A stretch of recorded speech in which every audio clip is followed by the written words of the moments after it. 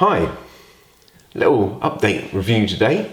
Brompton S-Bag, the latest model, 2017 launch I think on this one. I've had this in use for about a year. You can check back on my YouTube channel for some first thoughts on it if you want. But I thought probably year on, this is the right time to give some thoughts and reflections of how this bag has been over the last year. Especially as I'm about to bring into circulation a new bag from Ortlieb for my daily commute. So we'll get on to why I'm sort of swapping bags out shortly. But yeah, I thought I'd go through how I've found this bag over the last year. I've used this absolutely faithfully on a daily commute basis. So this has been out of the house with me, whether it's been on my bike or on my shoulder, probably sort of 200, 220, 250 times. So it's been well used throughout the seasons, wind, rain and sun, and it's been excellent. I've had no cause to find fault with this bag at all. It's done exactly what I'd anticipated it to do, and done exactly what I'd expect from the Brompton brand as well, just simply work. So I'm really impressed with it, very happy with it.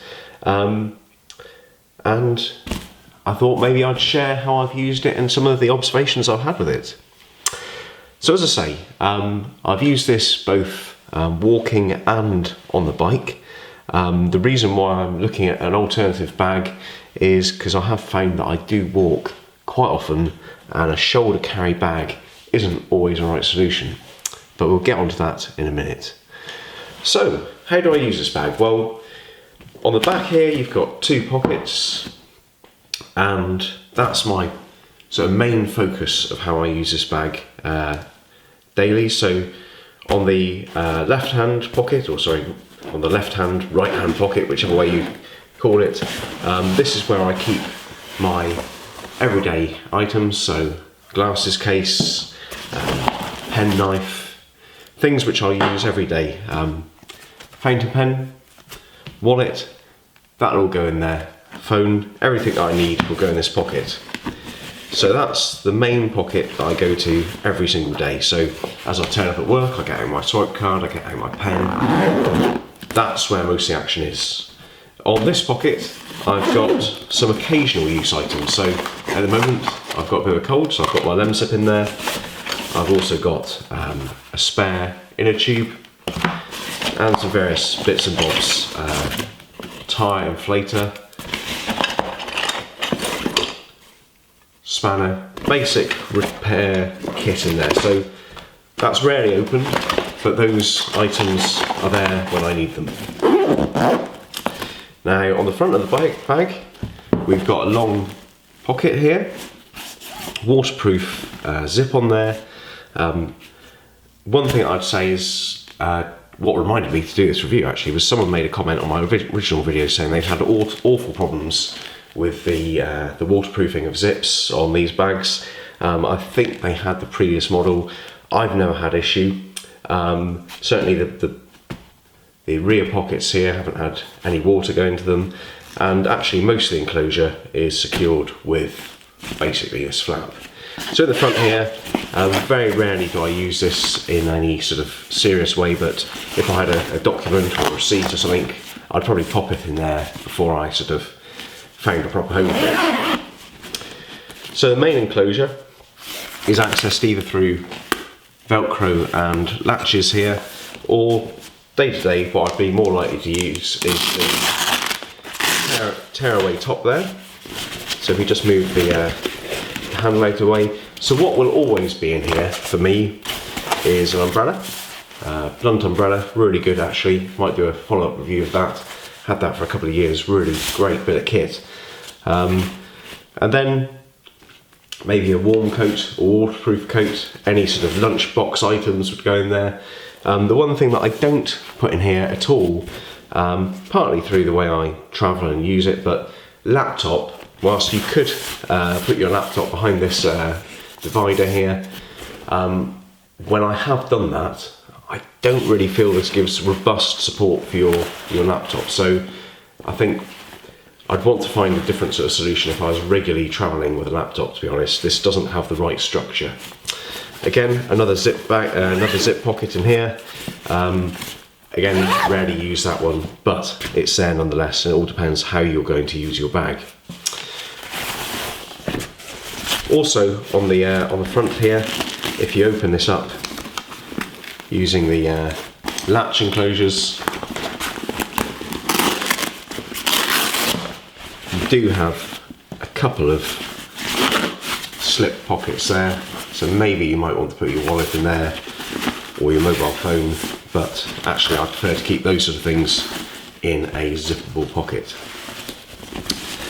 Just a quick point on the way this is all put together. You've got Velcro, you've got latches, and if you are sort of packing it with some extra kit, so it's starting to bulge, I do find the resizing of that really quite easy. So what you do is you unlatch it, fill it all up, Velcro it down, and then just basically adjust your latches or adjust the straps here, so you can double sort of cinch it down basically.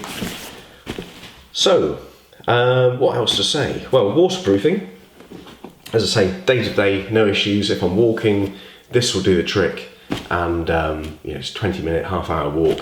If I'm cycling, however, and I am in the rain, then obviously you've got the special pocket here with the cover. I won't put that on now, but that cover does a fantastic job of both making you visible at night, so for your winter evenings, I've made it sort of almost policy to pop that on if it's dusk, if it's rainy, that goes on. It's got additional reflective strips on it, and basically just completely envelopes the bag, and does a very good job of ensuring that you will not get any water into that bag. So, when you've got it on your shoulder, you've got your shoulder strap in here, and it's got a very nice little way of securing the additional strap material down here. So you basically pull that through, and for me it's pretty much all the way through. That's how I like to carry it, and then you carry on as normal. When carrying it on your shoulder, and this is really the reason why I'm looking to another bag solution, I've found probably there's a slight, I will walk more often than I cycle. So this goes on my shoulder really often. It's held up brilliantly.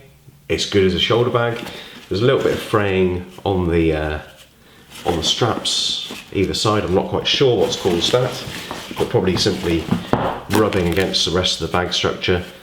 A little bit of fluff coming out there, but nothing of any concern really.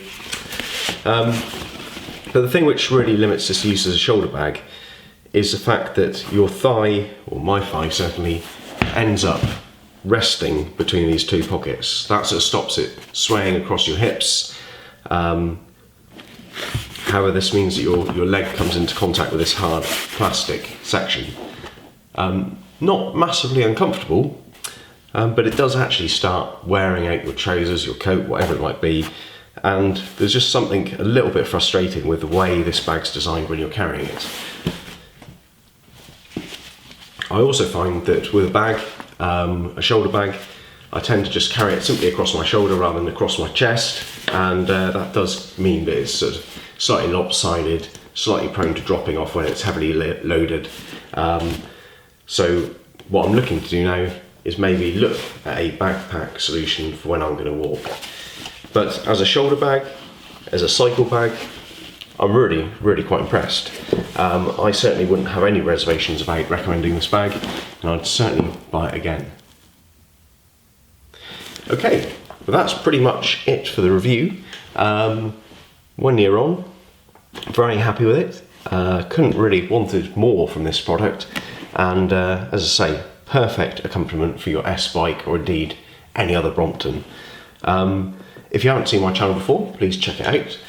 Cycling is one of my niche interests, but good quality footwear, denim, everyday carry, fountain pens, pen knives, as I say, cycling, guitar. Check it out, might share some other common interests, and obviously I'd love it if you subscribed. Okay, if you like this video, give it a thumbs up, and I'll see you for the next video. Okay, thank you very much. Bye bye.